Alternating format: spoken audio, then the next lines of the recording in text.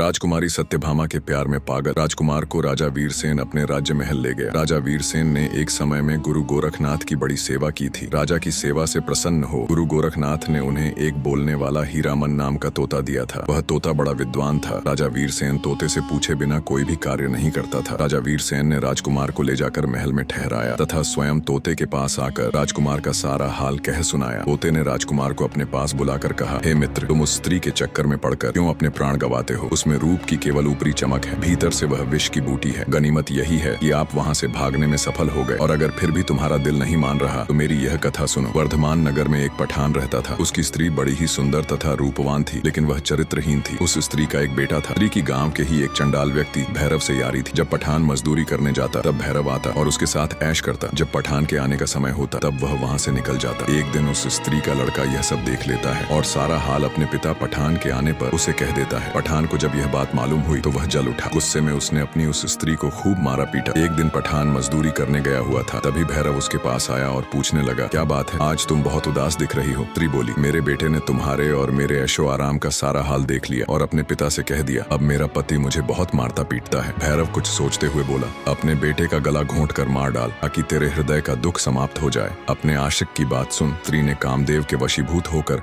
अपने बेटे को मार डाला। जब पठान मजदूरी करके वापस आए तो वह चिल्ला चिल्ला कर पुकारने लगी, कोई बचाओ, इस जालिम ने मेरे लाल को मार डाला, हाय मेरा लाल। स्त्री का चिल्लाना सुनकर मोहल्ले के बहुत से लोग दौड़कर आए और पूछा, क्या हुआ? तब उस मक्कार स्त्री ने कहा, मेरा लड़का एक पैसे के लिए जिद कर रहा था, इसलिए इस निर्दय ने गुस्से में आकर उसे जान से मार डाला। यह बात सुनकर चौकीदार दोनों को राजा के पास ले गए। औरत ने राजा के समक्ष भी यही बात कही। राजा ने पूछा, उस समय का कोई प्रत्यक्षदर्शी या गवाह था जिसने यह सब देखा हो? उस स्त्री ने कहा, महाराज, फलां फलां एक भैरव नाम का व्यक्ति वहां खड़ा था। राजा ने भैरव को बुलाकर पूछा तो उसने अपनी प्रेमिका के कहे अनुसार गवाही दे दी, जिसे सुनकर राजा ने पठान को फांसी दे दी। इतनी कहानी कहकर हीरामन तोता बोला, ए राजकुमार औरत, जात का कोई भरोसा नहीं। आप किस्मत वाले हैं जो आपको राजकुमारी सत्यभामा के महल से भागने का मौका मिला। फिर से अपनी गर्दन मत फंसाओ। राजकुमार बोला, हे हीरामन तोते, चाहे मेरे प्राण ही चले जाएं, किंतु एक बार के लिए ही सही, पर राजकुमारी सत्यभामा मुझे मिल जाए। बस यह कहकर वह लंबी सांसें भरने लगा। उसकी यह दशा देखकर राजा वीरसेन ने कहा, हे हीरामन, जब तक इसको वह स्त्री नहीं मिलेगी